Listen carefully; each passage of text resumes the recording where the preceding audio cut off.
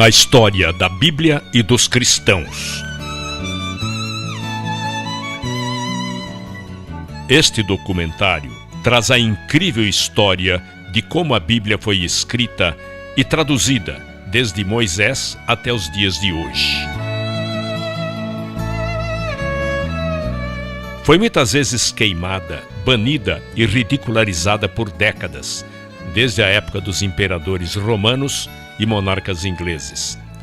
Mas a palavra de Deus não pode ser contida. Grandes estudiosos da palavra, tradutores, reformadores, pregadores e escritores, pessoas inspiradas por Deus, lutaram e deram suas próprias vidas para proteger a Bíblia e levar a mensagem de salvação e esperança a todas as pessoas através dos séculos. A Bíblia levou 1.600 anos para ser escrita e 40 autores a escrever em 3 línguas diferentes. A Bíblia começou sendo feita oralmente por Deus e depois escrita por Moisés. Essas pessoas eram ungidas e falaram por Deus.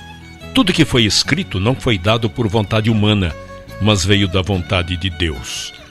Tudo que foi escrito foi dividido em 2 testamentos, reunidos em 66 livros, 39 livros do Velho Testamento e 27 livros no Novo Testamento.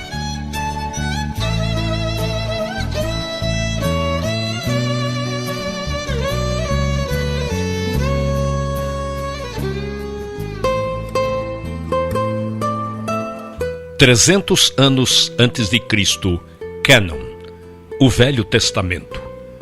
A palavra cânon significa coleção de livros que constituem a Bíblia. A Bíblia antiga no Velho Testamento não difere da que temos hoje.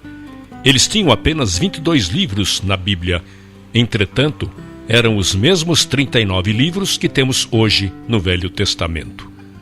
Não só os livros de Moisés foram escritos nos anos de 1500 a.C., o livro de Jó foi escrito 400 anos antes disso. Em 586 a.C., quando os babilônios vieram assolar aquela terra, queimaram tudo o que podiam queimar no templo e puseram abaixo todas as rochas que o constituíam. Eles mantiveram os hebreus cativos por 70 anos e quando voltaram do cativeiro, foram espalhados por todo o mundo. Construíram pequenas sinagogas no qual podiam ensinar e dar instruções. Para isto, se fazia necessária uma Bíblia para cada sinagoga, e isto os levou a uma nova constituição, a dos escribas. A escrita era primitiva, e não havia letra minúscula, e nem sinais de pontuação. Não havia espaço entre as palavras, e eles escreviam do lado direito do papel para a esquerda. Eles eram exigentes, se autorregulavam da seguinte forma: podiam usar apenas peles de animais limpos.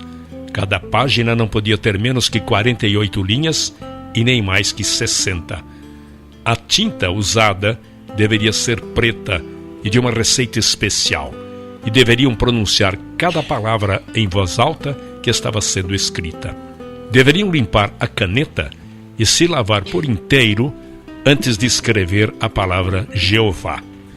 Toda vez que escreviam, deveriam ter uma revisão em 30 dias.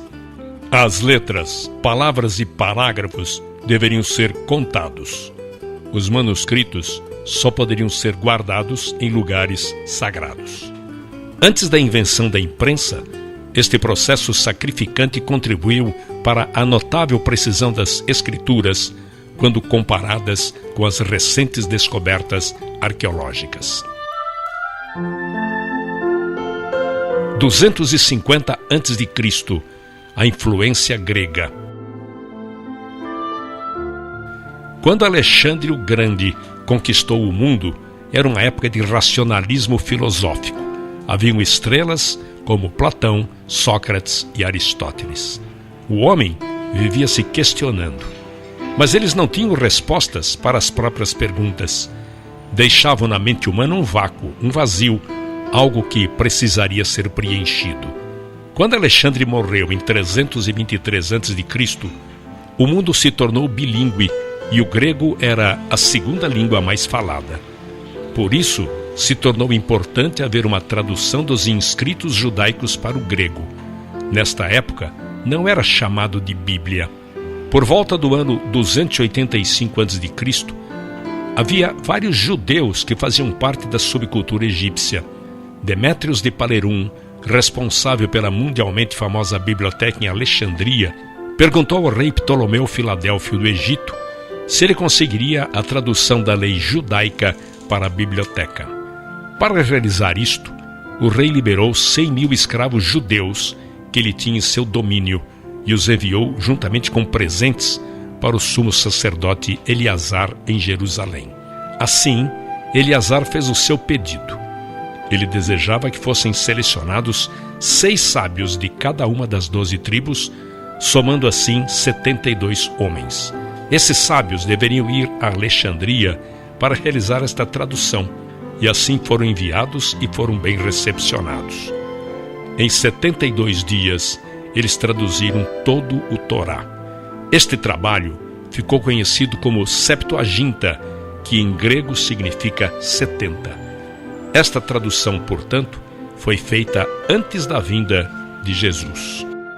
No período de 300 a 400 anos antes de Cristo, praticamente não existia mais profetas, e a palavra de Deus era escassa. Por isso, alguns livros escritos neste período foram considerados apócrifos ou não canônicos, por não serem considerados inspirados por Deus. 0 antes de Cristo a 90 depois de Cristo. A compilação do Novo Testamento. Se pegarmos o primeiro século e vermos os fatos, teríamos 3 situações. O primeiro seria o período da verdade viva, no tempo em que Jesus viveu. Suas palavras foram importantes. Ele era poderoso em palavras e atos. Suas palavras eram oráculos e seus atos milagres. O segundo período seria do ano 33 aos 50 depois de Cristo. Eles não se preocuparam em escrever, pois acreditavam que ele voltaria em breve. Mas quando se chega no período de 50 a 90 depois de Cristo, é o período da comunicação escrita. Foi nesta época que certas condições ocorreram que se exigia a escrita de cartas, e estas cartas se tornaram a base do Novo Testamento. Hoje, estes manuscritos do Novo Testamento estão guardados na Universidade de Manchester, na Inglaterra. A Bíblia nos foi dada em fragmentos e os paleógrafos tiveram que juntar vários fragmentos para que tivéssemos uma cópia completa.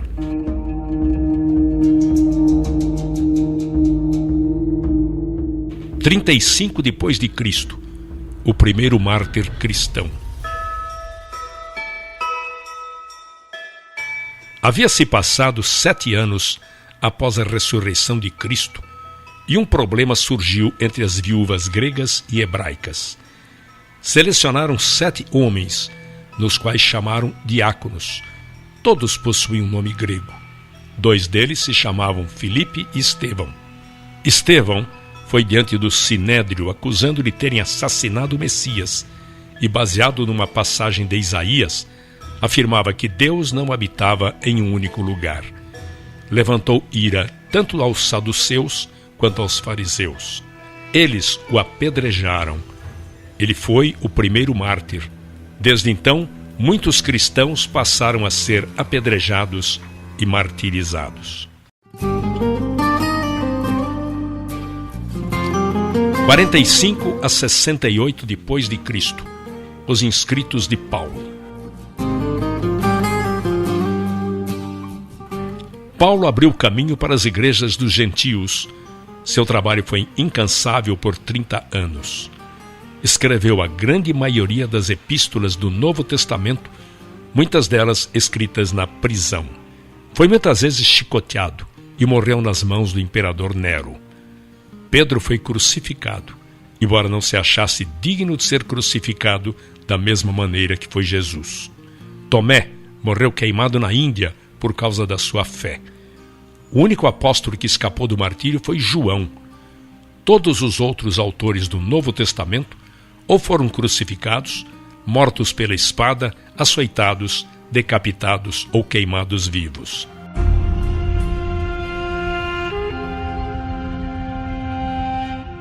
A expansão.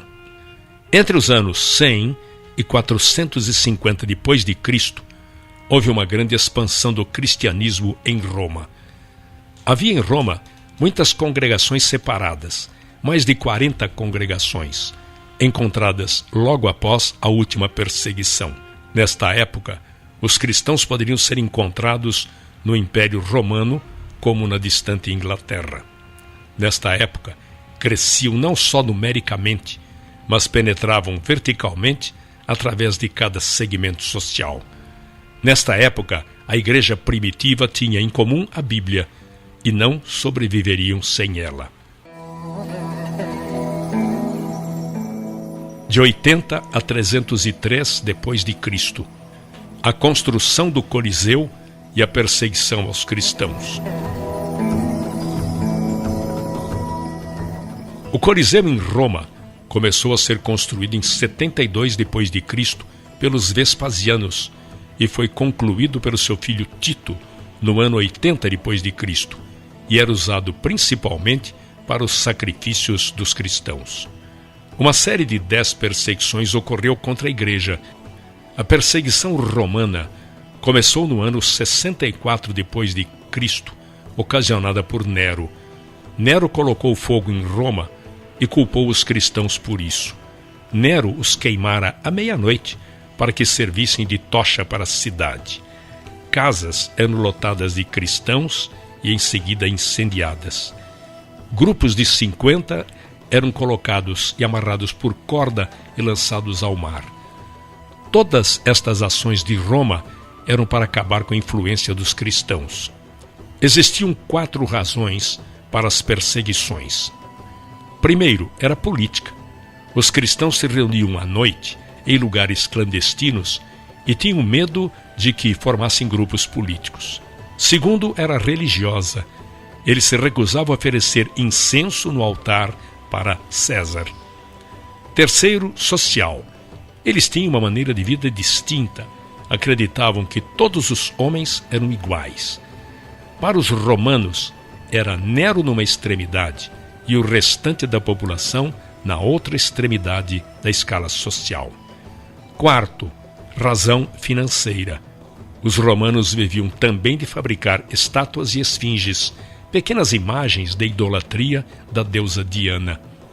A última das séries de 10 perseguições foi realizada em 303 depois de Cristo por Diocleciano. Diocleciano ascendeu socialmente pela via militar e se tornou comandante do imperador Caro. Com sua ascensão ao poder, Diocleciano pôs um fim à crise do terceiro século. Indicou um oficial, seu colega militar, Maximiano, para o cargo de Augusto, na prática, co-imperador, e indicou Galério e Constâncio como Césares, co-imperadores de menor estatura. Sob este sistema de tetrarquia, ou governo de 4, cada imperador tinha autoridade sobre 1/4 do império, embora fosse um governo conjunto.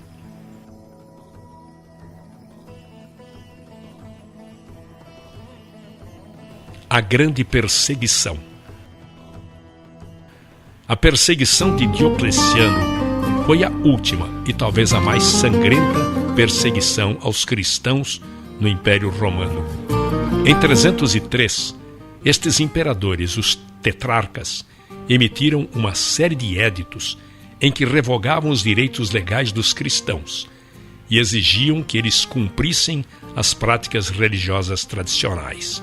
Ele decretava fim de todas as reuniões, deposição de todos os oficiais, o encarceramento de todos aqueles que insistiam com a desobediência. Todos os livros escritos deveriam ser confiscados e queimados.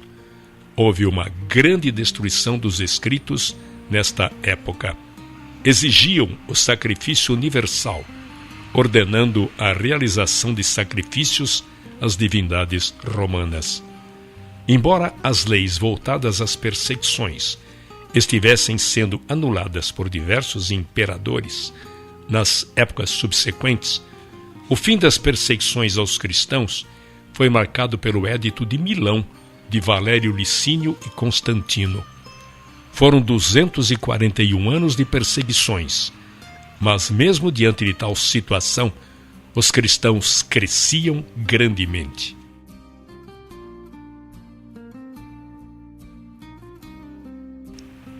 O fim das perseguições.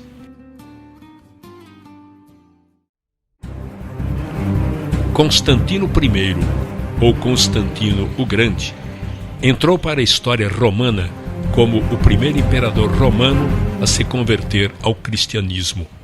Contudo, fica em aberto a seguinte questão: será que ele teria feito isso por pura devoção ou fora uma jogada política? Constantino, antes de se tornar cristão, era um homem devoto ao culto dos deuses romanos. No ano de 312, na noite anterior a uma batalha, Constantino tivera um sonho no qual aparecia uma cruz e nela estava grafada a seguinte frase: sob este signo vencerás. Com isso, antes da batalha começar, Constantino ordenou que os seus soldados pintassem o tal símbolo cristão em seus escudos, e de certa forma isso acabou lhes trazendo sorte, e eles venceram a batalha. Outras versões dizem que não fora um sonho, mas uma visão. Constantino, andando pelo acampamento, teria visto uma cruz no céu. Depois desta vitória, Constantino mostrou interesse em se converter ao cristianismo. Em 313, Constantino, juntamente com o novo imperador do Oriente, assinaram o Édito de Milão, no qual proibia a perseguição aos cristãos e legaliza o culto dos cristãos. A fundação de Constantinopla e união da Igreja e governo. Em 330, ele fundou a cidade de Constantinopla como sua nova capital para o Império, e ela se tornaria no futuro o principal centro intelectual e cultural do mundo cristão. Assim, Constantino decretou a construção de uma nova capital, nas margens do Bósforo, onde havia a antiga fortaleza grega de Bizâncio, num ponto de grande importância estratégica. A nova cidade, que recebeu o nome de Constantinopla, isto é, Cidade de Constantino, foi concebida como uma nova Roma e rapidamente se tornou o centro político e econômico do Império.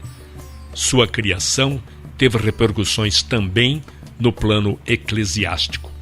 Enquanto em Roma a Igreja Católica adquiriu mais autoridade, em Constantinopla o poder civil controlou a Igreja. A mudança da capital imperial enfraqueceu a influência do Papado de Roma e fortaleceu a influência do Bispo de Constantinopla sobre o Oriente, um dos eventos notáveis que provocariam futuramente o grande cisma do Oriente. Constantinopla é o antigo nome da cidade de Istambul, na atual Turquia. –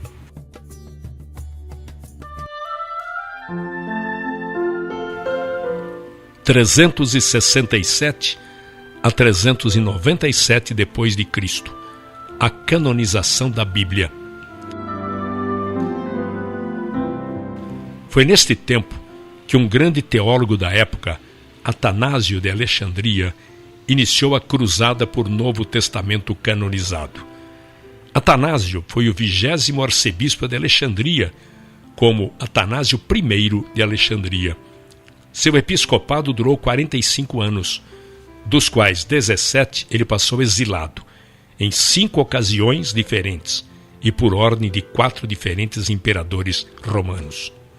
A palavra cânon significa régua, quadro de medidas, um nivelador ou pesos ideais para equilibrar uma balança. Em relação à Bíblia, significa a regra usada para determinar se um certo livro poderia ser medido satisfatoriamente de acordo com um padrão.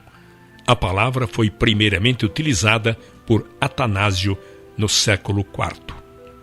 Em 367 d.C., Atanásio listou pela primeira vez nos registros da história os 27 livros do Novo Testamento. Em 397 d.C., o Concílio de Cartago deu a primeira aprovação oficial para os 27 livros do Novo Testamento. A Bíblia se tornara completa. 405 d.C., a Bíblia Vulgata. Jerônimo, em 405 d.C., levou 16 anos de sua vida para traduzir a Bíblia diretamente do hebraico para o latim. Seus pais eram cristãos e enviou Jerônimo a Roma para estudar filosofia. Lá se converteu ao cristianismo e se batizou nas águas. Isto causou um efeito profundo em sua vida. Ele dedicou toda a sua vida a aprender a língua hebraica.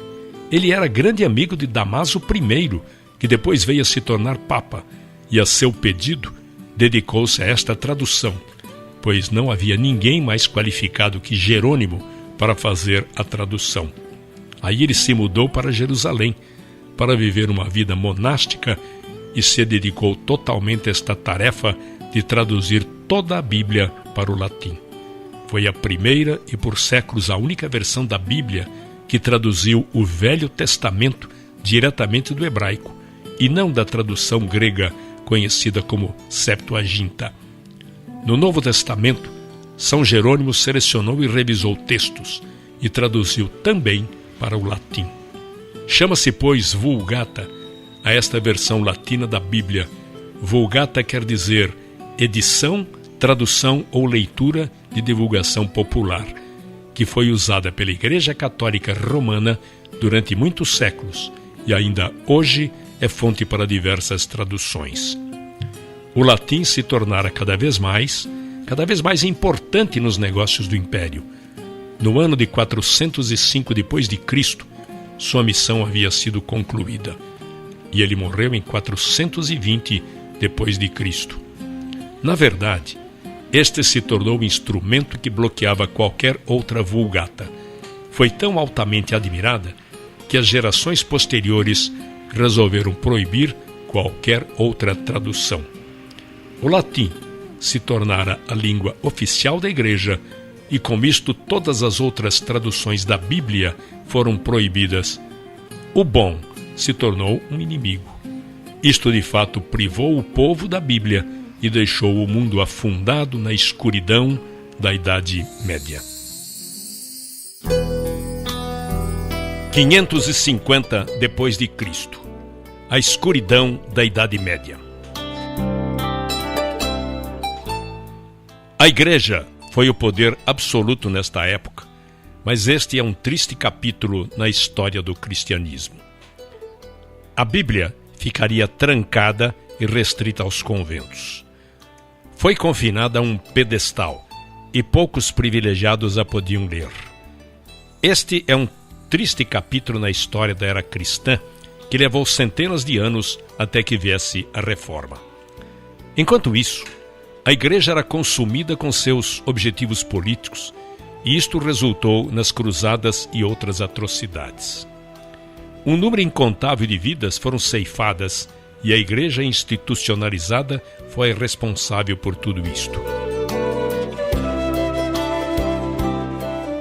A tradução da Bíblia em inglês, 1324 d.C., John Wycliffe.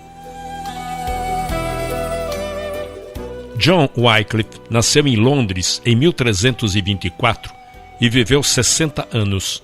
Ele foi como a raiz que surge em solo árido. Tinha uma mente extraordinária. Viveu numa época de transição. Aos 16 anos, mudou-se para a cidade de Oxford para estudar na Escola de Artes e fez doutorado em teologia.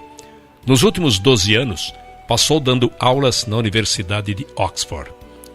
Voltando um pouco atrás, no ano de 1167, os franceses expulsaram os estudantes ingleses da Universidade de Paris. Então eles vieram para Oxford, com o intuito de construir uma universidade. mas o povo da cidade não gostou da ideia.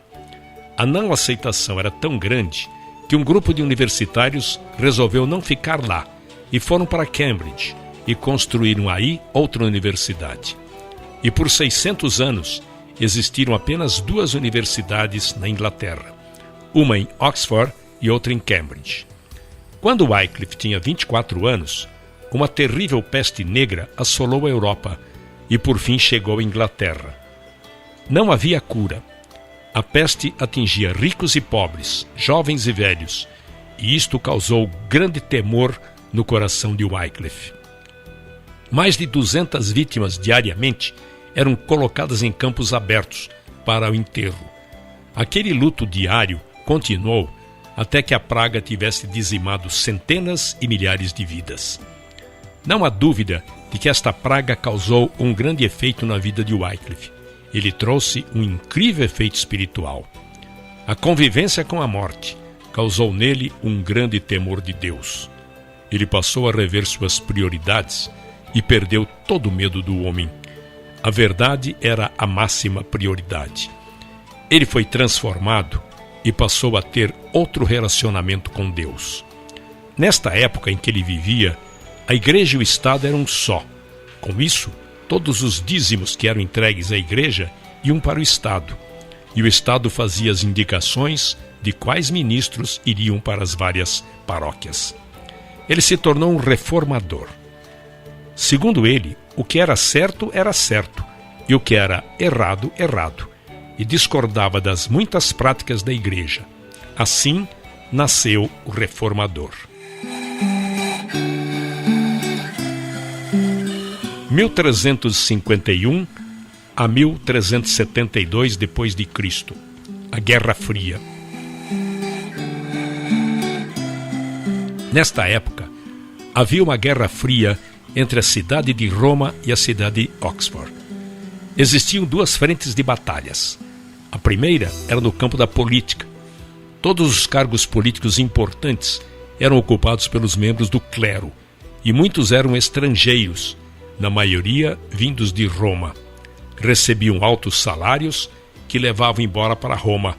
Muitos nem tinham pisado em solo inglês e recebiam altos salários que eram levados até eles. A situação se tornou muito mais ofensiva e se complicou ainda mais quando os franceses passaram a ser selecionados para estes cargos na Inglaterra. Não podemos esquecer que, historicamente, neste período, a Inglaterra estava envolvida numa guerra de 100 anos com a França. Por esta razão, o parlamento inglês aprovou 2 estatutos importantes. Primeiro, defendia que qualquer compromisso da igreja estrangeira dentro do reino inglês teria que obter a aprovação do rei. A segunda lei impedia que qualquer tribunal estrangeiro pudesse proferir penalidades ou juízo para qualquer inglês. Também invalidava qualquer mandado judicial a um cidadão para comparecer em tribunal estrangeiro, exceto se tivesse permissão do parlamento inglês. Contudo, 12 anos mais tarde, em 1365, o Papa exigiu que a coroa britânica pagasse impostos à igreja. 6 anos depois, Roma mandou um agente do parlamento para receber os impostos do Papa na Inglaterra. Com estes acontecimentos, o apoio à posição oposta de Wycliffe se fortalecia e foi indicado a capelão do rei da Inglaterra. Outra batalha que ocorreu nesta Guerra Fria com Roma foi no campo da teologia. Wycliffe censurou a doutrina da transubstanciação. A igreja alegava que os elementos da comunhão eram transubstanciados no real corpo e sangue de Cristo. A investigação neste assunto levou à morte muitos homens nobres, que foram queimados até 125 anos depois, por causa da oposição a esta doutrina. Um sentimento de desesperança religiosa entristecia seu espírito. Então, John Wycliffe admoestava seus alunos e passou a escrever a grande imoralidade daquela época.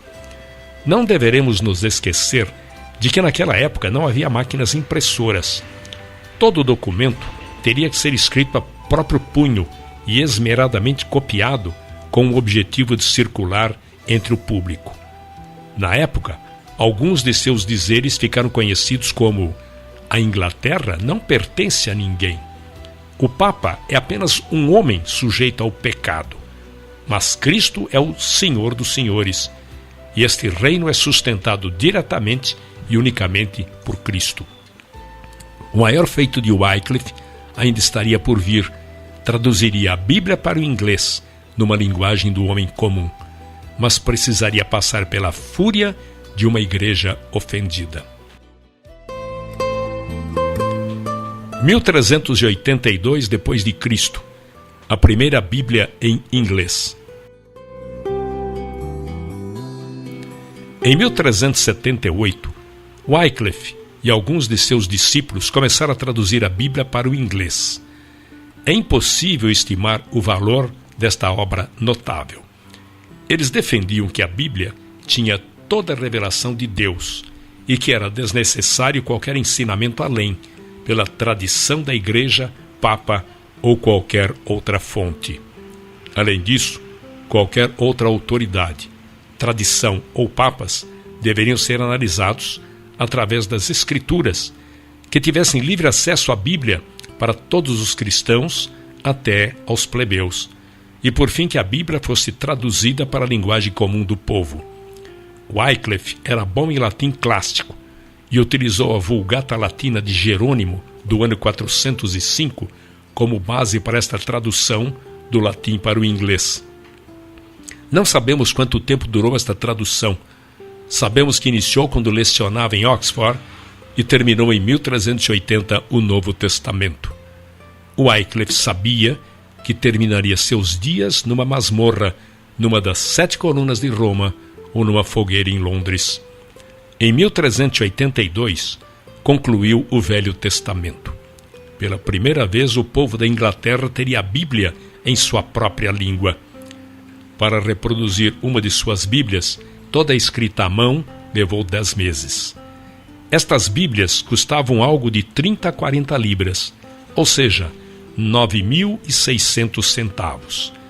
Lembre-se de que, nesta época, uma galinha poderia ser comprada por 2 centavos e um porco por 4 centavos. As pessoas traziam um peso de feno para poder adquirir o Novo Testamento por um dia. Alguns davam o valor de um dia de trabalho para pagar uma página da Bíblia. Através de Wycliffe, foi liberada uma força incrível na Inglaterra e trouxe luz à escuridão. Os discípulos de Wycliffe pegaram a Bíblia traduzida por ele e como uma semente a plantaram por toda a Inglaterra. Em 1428, seus ensinamentos se alastraram de tal forma que a Igreja censurou seus escritos, desenterraram seus ossos, os queimaram e os lançaram num rio. Eles queriam apagar de uma vez por toda a influência de sua heresia. A partir deste evento, a palavra de Deus atingiu os confins da terra na época. As suas ideias tiveram grande influência no continente europeu. Alguns de seus discípulos e alunos de Oxford levaram cópia para Boêmia, onde hoje é a Tchecoslováquia.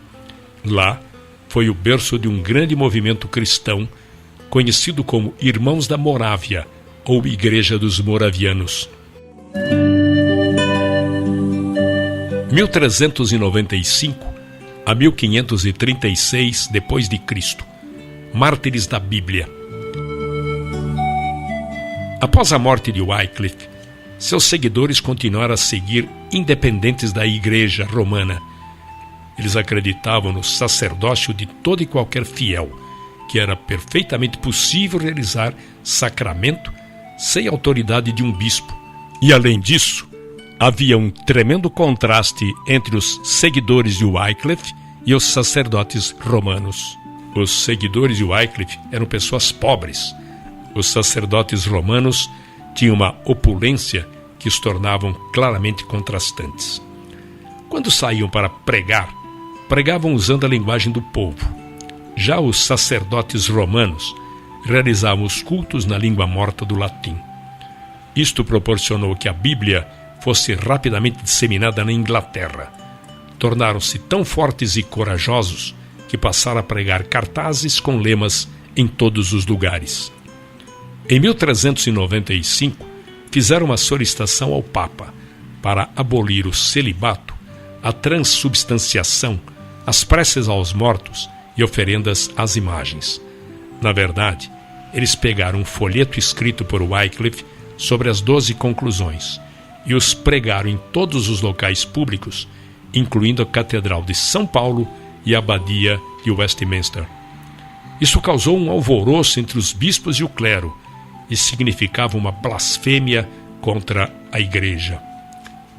Em 1399, o bispo de York associou-se ao rei Henrique VI. Foi ele quem indicou e colocou a coroa neste novo rei. E disse para ele que, para consolidar o trono, teria que conciliar o clero e sacrificar os lollardos. Lollardos era um termo ofensivo dado aos seguidores de Wycliffe e significava resmungões. O rei Henrique respondeu que seria o protetor da igreja. 2 anos depois, em 1401, o ato de queimar hereges foi sancionado pelo parlamento. Após 2 dias da aprovação deste projeto de lei, começaram a acender fogueiras nos campos de Londres para que queimassem vivos aqueles que não se retratassem. Um enorme, nobre exército de cristãos morreu queimado por exercerem sua fé por toda a Inglaterra durante os próximos anos. Mesmo assim, 125 anos mais tarde, os cristãos ainda eram tão numerosos e ativos quanto foram na época de Wycliffe e começaram uma reforma que literalmente viraria a Europa de cabeça para baixo.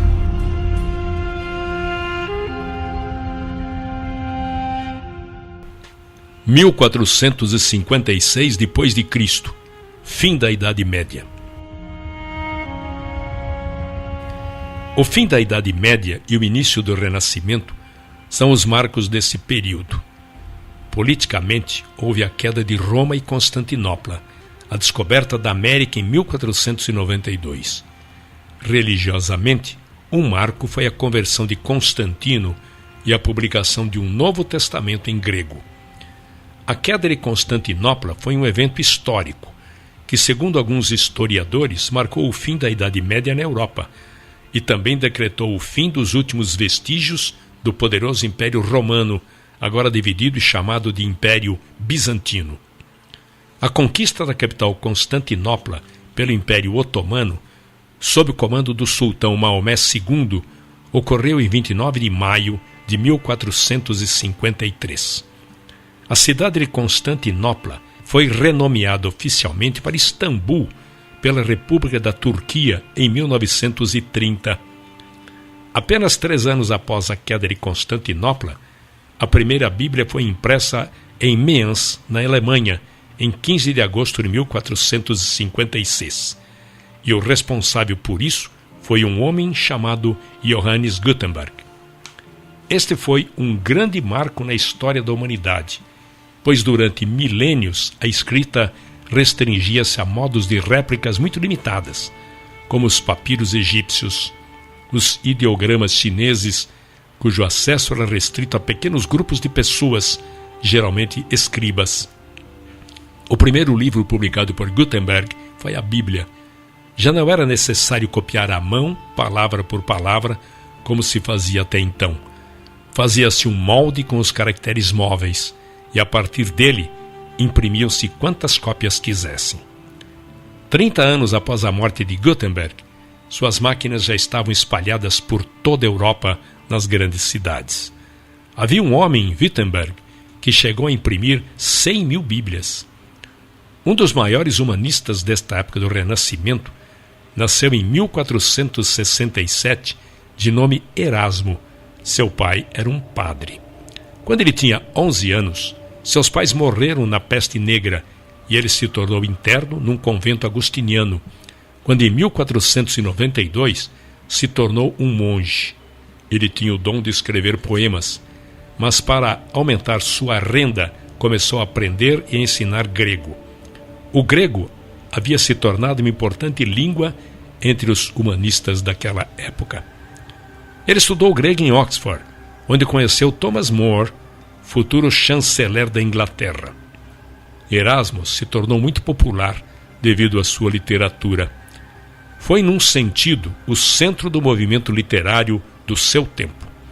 Ele se correspondeu com mais de 500 homens de grande importância no mundo político e do pensamento. Escreveu o Manual do Cristão Militante, obra mundialmente conhecida e que serviu de incentivo e apoio para os reformistas da época. Outra obra conhecida foi O Elogio da Loucura. Eram obras que expressavam uma análise da igreja no seu tempo. Os seus escritos alimentavam o que posteriormente dividiria a igreja. A mais importante obra que escreveu em toda a sua vida foi a tradução da Bíblia do latim para o grego. Foi no ano de 1516. Ele terminou o Novo Testamento em grego, quando lecionava no Queen's College em Cambridge. Depois, agrupou em uma página dividida em 2. Em uma metade, ele colocou o texto em latim, e na outra metade, suas traduções em grego. Erasmo dedicou esta obra ao Papa Leão X. Isto lhe assegurou, em parte, certa simpatia da igreja e garantiu a ele a permissão de vender o produto. Esta obra caiu no chão como uma semente. Não há outra maneira de descrever, pois Martinho Lutero passou os olhos naquilo e traduziu do grego para o alemão de sua época e deu a Bíblia para os alemães. Foi exatamente o que Zwingli e Calvino fizeram pelas pessoas que viviam na Suíça e exatamente o que William Tyndale fez pelas pessoas que viviam na Inglaterra. Este texto foi o que serviu de referência para que o rei King James fizesse sua tradução em 1611. 1517 depois de Cristo, a Reforma. Um homem está acima de todos os outros quando se fala de reforma protestante: Martinho Lutero. Lutero foi o epicentro da ruptura com a Igreja Católica, mas exerceu também um papel vital na história da Bíblia. Martinho Lutero nasceu em 10 de novembro de 1483. Entrou para o monastério agostiniano, onde obteve o grau de bacharel em artes. Um ano depois, fez seus votos para se tornar professor de literatura bíblica. Lutero se indignou com muitas práticas exercidas pela Igreja Católica. Por exemplo, uma delas era a venda de indulgências. As indulgências eram uma forma de penitência paga. As pessoas compravam um pedaço de papel que lhes permitia o direito de cometer pecados. O grau de cada um era determinado pelo preço que pagavam. Foi a combinação desta e de muitas outras coisas que resultaram nas 95 teses afixadas na porta da igreja de Wittenberg em 1517. Nestas teses, ele atacava veementemente a igreja e discordava de qualquer doutrina que não fosse fundada nas Escrituras. Na Alemanha, em 1521, Lutero queimou publicamente a bula papal e a sua literatura se tornou bastante ativa. A obra mais importante de Lutero foi a tradução do Novo Testamento em grego de Erasmo para o alemão. Lutero não foi o único responsável pela reforma europeia. João Calvino foi o responsável por traduzir a Bíblia para o povo da Suíça. Se o luteranismo ou protestantismo nasceu em Wittenberg, então o presbiterianismo nasceu em Genebra. João Calvino era um teólogo francês, nascido em 10 de julho de 1509. Foi um humanista, nunca foi ordenado sacerdote. Depois de seu afastamento da Igreja Católica, foi porta-voz do movimento protestante, pregando em igrejas e acabando por ser reconhecido por muitos como padre. Fugiu para Genebra em 1536, onde faleceu em 1564. Genebra tornou-se definitivamente um centro do protestantismo europeu, e João Calvino permanece até hoje uma figura central na história da cidade e da Suíça. Quando Martinho Lutero escreveu suas 95 teses, em 1517, Calvino tinha 8 anos de idade e a forma de protestantismo que ele ensinou e viveu é conhecida pelo nome de calvinismo. Calvino era incomparável na área da doutrina. Em 1542, havia o surto da peste negra em Genebra. A peste negra permanecia um fenômeno incompreensível. Para lidar com a epidemia, era normal que se multiplicassem os casos de feitiçaria e de rituais para combater a peste. Assim, os rebeldes cristãos, os protestantes, eram perseguidos e acusados de bruxos e feiticeiros. Muitos eram queimados vivos, eram os culpados pelas desgraças e castigos de Deus. Não há dúvidas de que, quando se fala em reforma, pensamos na Alemanha de Martinho Lutero, na Suíça de João Calvino, na Escócia de John Knox e na Inglaterra, Thomas Bilney. Bilney nasceu por volta de 1495 na Inglaterra. Era aluno do Trinity College, especializado em direito canônico. Teve acesso à Bíblia proibida de Erasmo. Reunia-se num bar para estudar e discutir a Bíblia entre seus amigos. Muitos se tornaram seus seguidores. Um deles chamava-se William Tyndale, que posteriormente veio traduzir o Novo Testamento do grego para o inglês. William Tyndale foi um pastor protestante, mestre em artes pela Universidade de Oxford. Traduziu a Bíblia para o inglês moderno. Seu objetivo foi fazer o Novo Testamento, um livro tal que todo menino de arado pudesse tê-lo e se tornasse mais conhecedor das Escrituras que o próprio clero. Esta é uma frase de Tyndale que ficou muito conhecida. Apesar de numerosas traduções para o inglês, parciais ou completas terem sido feitas a partir do século VII, a Bíblia de Tyndale foi a primeira a se beneficiar da imprensa, o que permitiu uma ampla distribuição. Foi em Cambridge que Tyndale descobriu o poder regenerador da Bíblia. Lá se uniu ao grupo de estudos liderado por Bilney. Ele sabia que este despertar estava restrito a Cambridge, em função da cultura. Assim, a razão de sua vida e a causa de sua morte foi traduzir a Bíblia para a linguagem do homem comum. Tyndale era um excelente erudito em grego e também um grande debatedor das Escrituras. Uma vez, um religioso provocou Tyndale dizendo: melhor viver sem a lei de Deus do que a do Papa. Tyndale retrucou: eu desafio o Papa e todas as suas leis, se Deus poupar minha vida por muitos anos, e farei com que um menino que conduz o arado saiba mais sobre as Escrituras do que você. Tyndale ficou conhecido como o pai da Bíblia inglesa. Apelou para o bispo de Londres para que revogasse a lei contra os lollardos, que proibia o uso da Bíblia que não fosse latim, mas foi em vão. Tyndale então resolveu se exilar na sua terra natal e rumou para Wittenberg, na Alemanha, para terminar a tradução do Novo Testamento.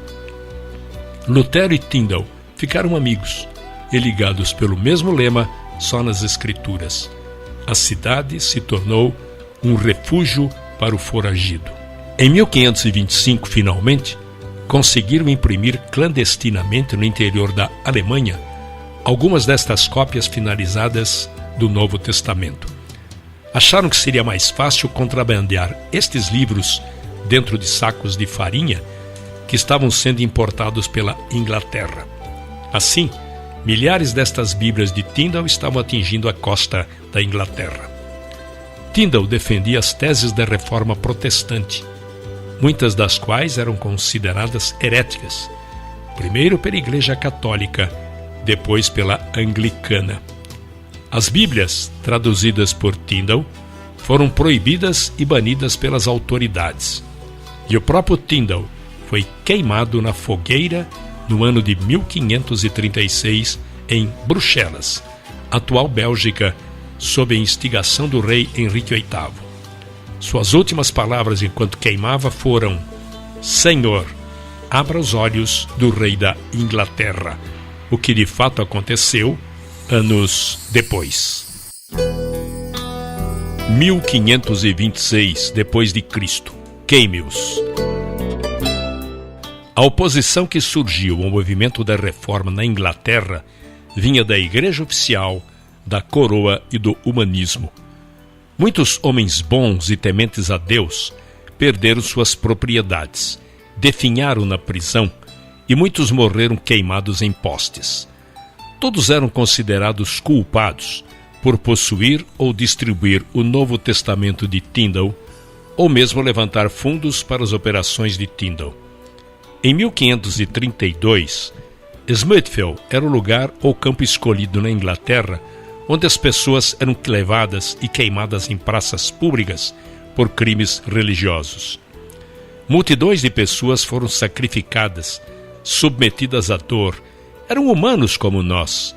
Seus ossos eram frágeis. Muitos eram fortes, outros caíam no desespero. Alguns deles não eram levados contra a vontade. Eles se conformavam com esta provação e faziam porque tinham convicções fincadas como lança de aço em suas almas, que não permitiam que se curvassem as pressões. Alguns eram homens fortes, robustos e valentes.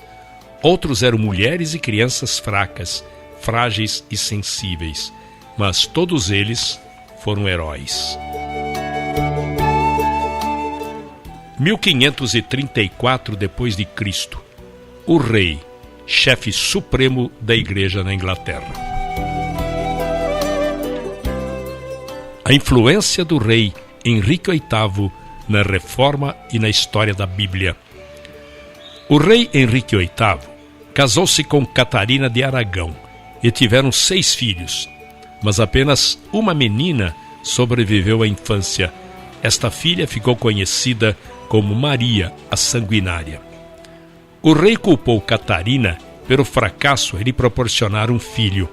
Apaixonou-se por uma fina moça protestante chamada Ana Bolena, a qual não tinha intenção de se tornar sua amante. Devido à sua firmeza moral, o rei lhe propôs casamento, mas o divórcio dele não havia se concretizado. O Papa, por várias razões políticas, não lhe concedeu o divórcio.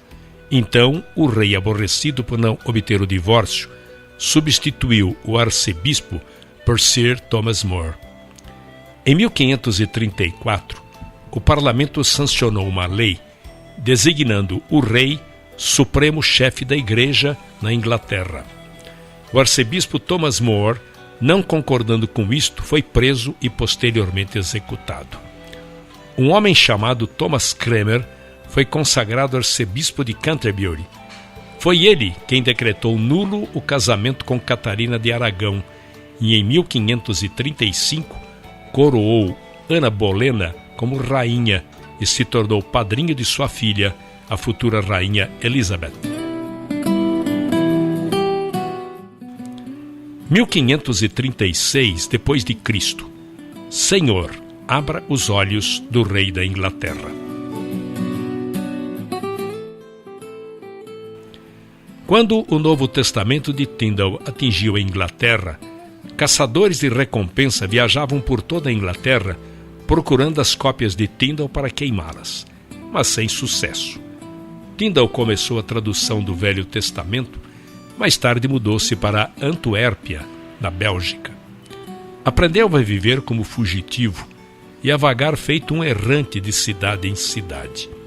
Usou vários disfarces, mas o que o ajudou muito foi o fato de falar 7 línguas com tamanha fluência que era impossível determinar qual sua língua nativa. Quando vivia na Antuérpia, Henry Philip, tornando-se seu amigo, delatou a sua identidade. Ele foi capturado e preso num castelo na Bélgica. Foi culpado de sacrilégio e em 6 de outubro de 1536 foi levado para ser executado. Quando o levaram para o poste em que seria queimado vivo, havia 2 buracos no poste, por onde um pedaço de arame seria passado. Envolveria seu pescoço, porque de acordo com a corte, ele deveria ser estrangulado ao mesmo tempo que fosse queimado. E quando o executor passava o arame em volta de sua garganta, ele fez esta última declaração pública registrada, e foi em forma de prece: Senhor, abra os olhos do rei da Inglaterra. A sua voz foi sufocada, queimaram seu corpo e destruíram sua propriedade, queimando cada Bíblia que era encontrada. Embora apenas um exemplar da sua primeira edição do Novo Testamento tenha sobrevivido ao Holocausto Bíblico, seu empenho inspirou milhares. Suas prioridades deram orientação ao movimento da Reforma, e sua tradução influenciou cada nova edição, até que sua obra, 90% inalterada, se tornou o livro mais vendido de todos os tempos, a versão King James de 1611. Após a morte de Tyndale, a Bíblia inglesa foi considerada um livro proibido. A rainha Ana Bolena acreditava piamente no movimento da Reforma. Ela se esforçou para influenciar os comandantes a perdoar os crimes daqueles que eram pegos contrabandeando o Novo Testamento na Inglaterra.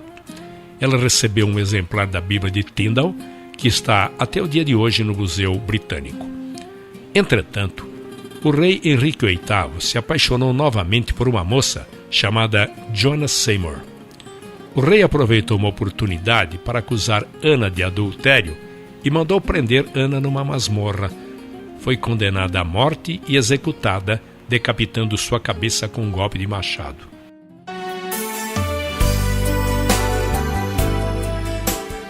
Em 1538 d.C., a primeira Bíblia autorizada. Embora Tyndale não tenha concluído a tradução do Velho Testamento, John Roger, com a alcunha de Thomas Matthews, concluiu o trabalho. Depois enviou os manuscritos para um editor inglês. O editor ficou tão impressionado com a obra que a enviou para o arcebispo da Inglaterra a fim de ter aprovação oficial. O arcebispo exibiu o manuscrito para o rei Henrique VIII e ele miraculosamente deu a aprovação oficial para a edição de uma Bíblia inglesa na Inglaterra pela primeira vez. A Bíblia de Matthews nada mais é do que a Bíblia de Tyndale. Isto ocorreu apenas 3 anos após a oração de Tyndale: Senhor, abra os olhos do rei da Inglaterra. Só que as notas de rodapé desta Bíblia de Matthews eram anticatólicas, o que não ajudava nas relações exteriores. Cromwell, secretário de Estado, resolveu que outra Bíblia deveria ser impressa. Miles Coverdale, um revisor da Antuérpia, suavizou as notas de rodapé da Bíblia anterior e, em 1539, publicou a Bíblia Grande. A Bíblia Grande não passou de uma edição da tradução verberada de Tyndale. Aqui, ela estava no mercado com inteira liberdade, mas com nova roupagem. Uma proclamação real foi feita. As Bíblias deveriam ser compradas por todas as paróquias da Inglaterra. O povo deveria ter livre acesso a elas e poderia lê-las a hora que desejasse. A Bíblia não foi um presente da igreja, mas do rei. As Bíblias deveriam ser distribuídas pelos sacerdotes ao povo.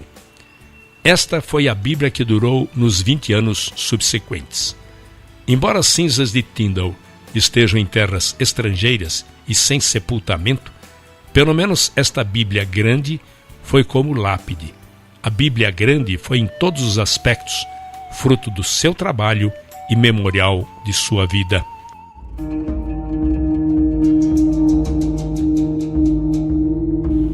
A ira de Maria Sanguinária. Henrique VIII foi marido de 6 mulheres, amante de muitas concubinas e pai de muitos filhos ilegítimos. Apenas 3 filhos legítimos sobreviveram à infância: Maria, Elizabeth e Eduardo. Em 1546, Eduardo se tornou herdeiro do trono aos 9 anos de idade. Tinha ele influência da doutrina reformadora e era um verdadeiro protestante. Contudo, sua saúde era fraca e após 6 anos no trono, faleceu. A filha mais velha, Maria, assumiu ou herdou o trono. Foi totalmente oposta ao seu irmão. Era filha de Catarina de Aragão e tinha na sua mente as lembranças infelizes que ocorreram com sua mãe. Como o casamento de sua mãe foi considerado ilegal, ela foi tida como filha bastarda. Muitas vezes serviu de dama de companhia a sua irmã Elizabeth. Tinha 20 anos de idade quando sua mãe morreu. Teve uma vida muito atormentada. Maria apresentava um temperamento dócil no início do seu reinado, mas as atitudes e pressão mudaram. O fervor religioso se tornou evidente. Uma nuvem negra pairou sobre a causa dos reformistas na Inglaterra. Ela jurou vingança ao arcebispo Cranmer, que havia aprovado o divórcio de sua mãe com o rei, tornando-a ilegítima e mudado a religião da Inglaterra para o protestante. Prendeu todos os bispos que apoiaram seu pai. A leitura da Bíblia voltou a ser proibida na Inglaterra. E muitos reformadores migraram para outros países da Europa, como Genebra, na Suíça, pois muitos estavam sendo perseguidos, presos e queimados na Inglaterra. Alguns anos mais tarde, após mais de 300 pessoas terem sido condenadas à morte na fogueira, Maria Sanguinária morreu devido a uma enfermidade.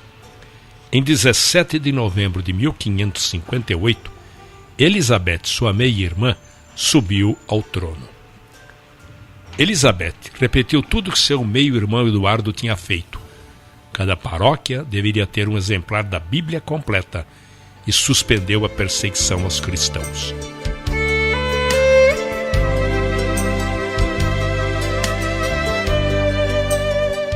Em 1557 a 1586 depois de Cristo. A tradução pelo Comitê. Na época do reinado de Maria Sanguinária, os reformadores de Genebra se dedicaram a realizar outra tradução da Bíblia para o inglês.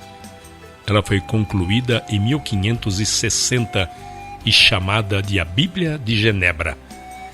Foi uma Bíblia singular, a primeira elaborada por um grupo ou comitê, ao invés de um só indivíduo. O grupo incluía John Knox, Miles Coverdale, William Hitzer, entre outros menos conhecidos. Estes homens tiveram acesso a João Calvino quando precisavam de colaborações importantes. Dispunham de uma fonte de consulta maior que a disponibilizada a qualquer outro tradutor. Trabalharam meticulosamente cada detalhe. Seus métodos de tradução foram adotados posteriormente pelos eruditos que trabalharam na versão do rei James. Embora nunca tenha sido sancionada para uso público na Inglaterra, tornou-se rapidamente uma Bíblia popular devido ao tamanho pequeno. Tornou-se a Bíblia dos Puritanos e foi adotada pelo exército de Cromwell. Em 1559, Elizabeth, agora rainha, nomeou Matthew Park como arcebispo de Canterbury. Ele era professor da faculdade de Corpus Christi em Cambridge e, graças à sua insistência, surgiria uma nova Bíblia inglesa. Ela foi chamada de a quarta revisão da Bíblia de Tyndale.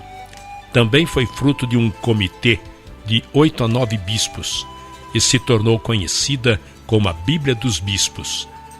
Achava-se que ela seria necessária devido à crescente busca pela Bíblia de Genebra. Na verdade, a Bíblia de Genebra estava tomando lugar na versão autorizada, que era a Bíblia Grande, e em segundo lugar, diminuía a autoridade dos bispos. Quando a rainha Elizabeth assumiu o trono e os reformadores voltaram a viver na Inglaterra, um movimento chamado Puritanismo teve início, resultado da influência de Calvino. O resultado foi a busca de uma nova maneira de administrar a igreja, pois estavam derrubando o respeito que as pessoas deviam ao clero. Então, o arcebispo Matthew Park achava que esta nova tradução poderia restaurar o seu prestígio. Esta tradução seguiu a Bíblia Grande nas partes históricas, e os livros proféticos carregavam a nítida influência da Bíblia de Genebra. Era onerosa e pesada. Seus termos eclesiásticos não eram apropriados ao homem comum. A Bíblia dos Bispos durou 40 anos, teve 20 edições, e foi considerada a mais fraca de todas as Bíblias.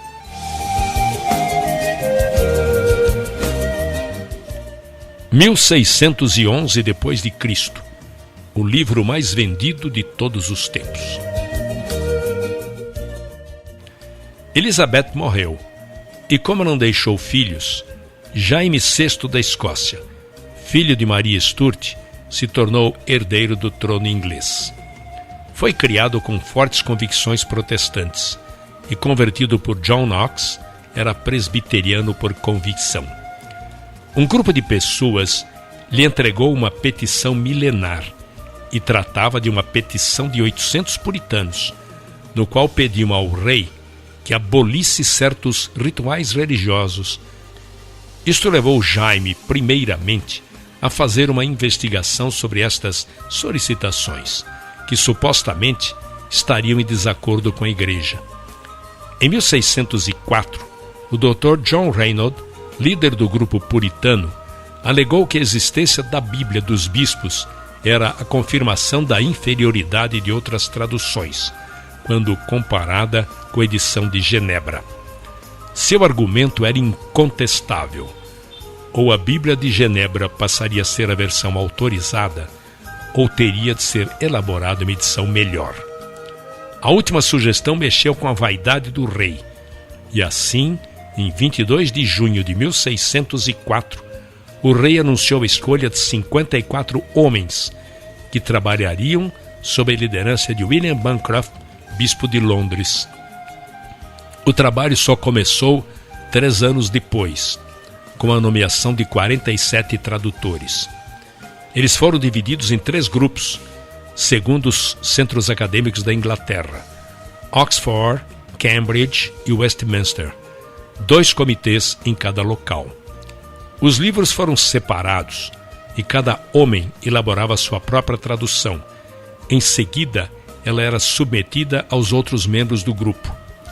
Posteriormente, passava pelo crivo dos outros 5 comitês.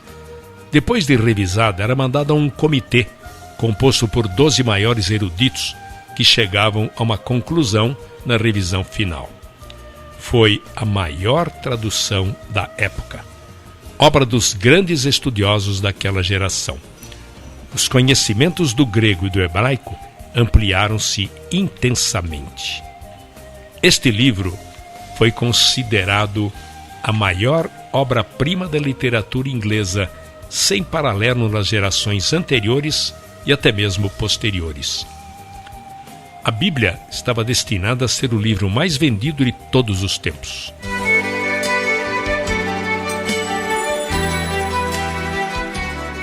Em 1580 a 1620 depois de Cristo, os peregrinos.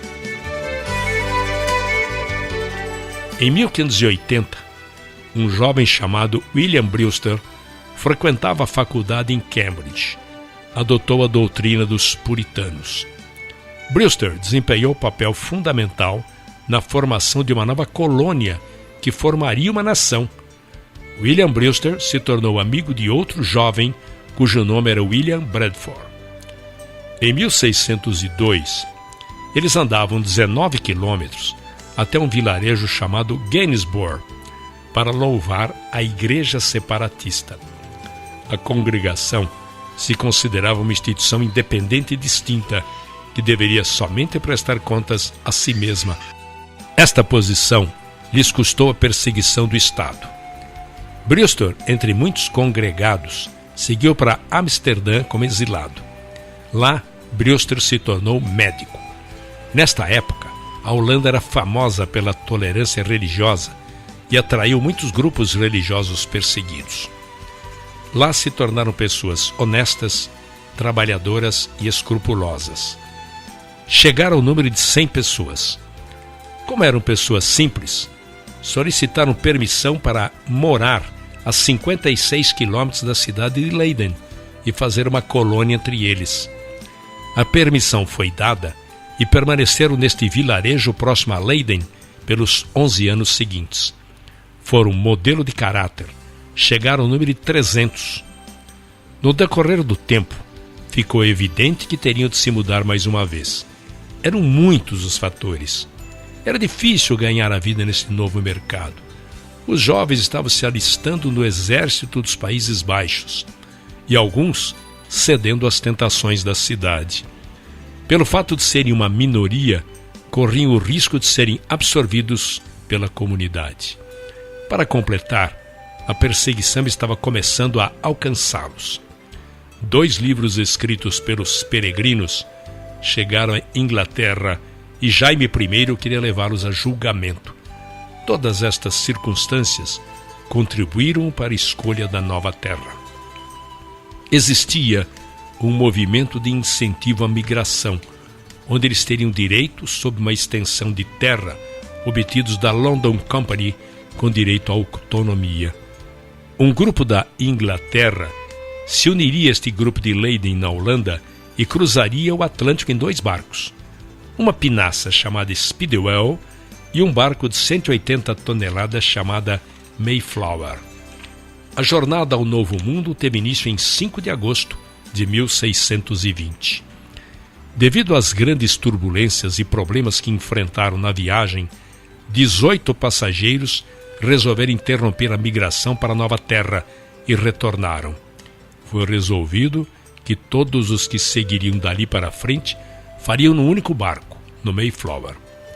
180 pessoas da igreja de Amsterdã migraram para Virgínia, nos Estados Unidos, em março de 1619, mas apenas 50 chegaram ao seu destino. O excesso de passageiros, as tempestades e as doenças fizeram com que esta viagem quase se tornasse uma tragédia. O Mayflower parou na enseada de Plymouth, em College Hill, em 1620. É interessante notar que a Bíblia que os peregrinos trouxeram para a Nova Terra não foi a versão Rei James, mas preferiram a Bíblia de Genebra. Foi das palavras desta Bíblia que tiraram determinação e força. A Bíblia foi o sustentáculo nos momentos de grandes dificuldades, e muitas dificuldades ainda estariam por vir. Devido ao rigor do inverno, os atrasos da viagem e as fúrias das tempestades que enfrentaram para atravessar o Oceano Atlântico enfraqueceram-nos de tal maneira que chegaram totalmente despreparados para o que os aguardavam. Os meses de janeiro e fevereiro foram especialmente difíceis. Conta-se que no fim de fevereiro, 31 pessoas haviam morrido, na maioria mulheres. A doença se abateu de tal forma sobre eles que a primeira casa que construíram foi transformada num hospital. Mesmo assim, tiveram problemas, porque os doentes eram em maior número do que as pessoas que teriam condições de cuidar deles. Em meados de março, o inverno rigoroso chegara ao fim. Estabeleceram uma colônia em Portugal. Havia um índio que falava fluentemente o inglês. Seu nome era San Josete. E lhes forneceu muitas informações sobre a terra.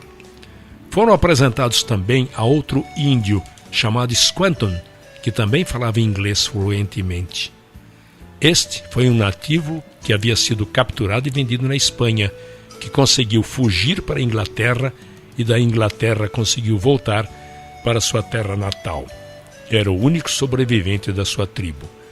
Apresentaram também outro líder nativo chamado Massasoit, que estava acompanhado por 60 de seus homens. O resultado foi um acordo de paz assinado entre eles que duraria pelos 50 anos seguintes. Posteriormente, o lugar onde se estabeleceram foi Plymouth Rock.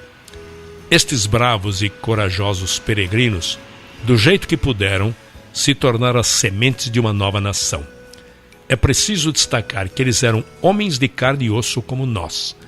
Sacrificaram seus bens, sofreram privações, resistiram aos sofrimentos, tudo por um propósito supremo. Eles queriam a liberdade de louvar e seguir a Deus. A fonte de suas forças foi um livro, a Bíblia Sagrada, e eles a colocaram em primeiro lugar em todas as questões, na fé e na prática.